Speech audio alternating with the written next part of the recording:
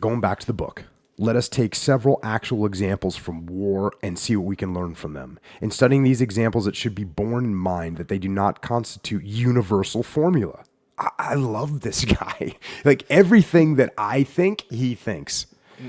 I always say, like, you can't just apply the same formula to everything. You have to have an open mind. You got to free your mind. And that's what he's saying right there.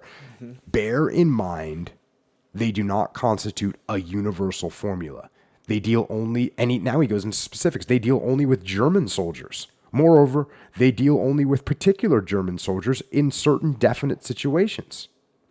Whether other soldiers of other races would react similarly in similar situations, I do not know, but I believe not. For instance, the mentality of the American soldier differs from that of the German.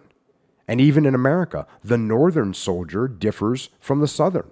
A soldier from the city of New York has an entirely different viewpoint than the soldiers lived as a farmer in the Middle West. Now, I will say this.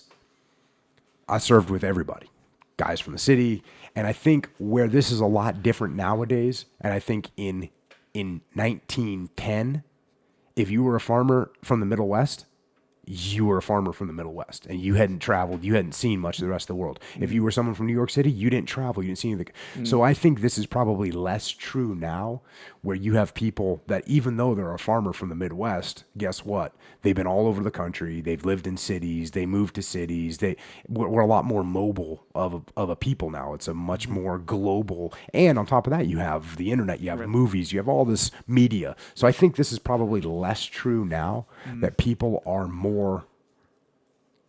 well-rounded than they used to be. Yeah, they're exposed to more. Exactly. Sure. He will therefore react differently and will require a different method of handling. Now that is true. It has nothing to do with their background. It has to do with their background, but it doesn't have to do with where they're from. It has to do with who they are as human beings.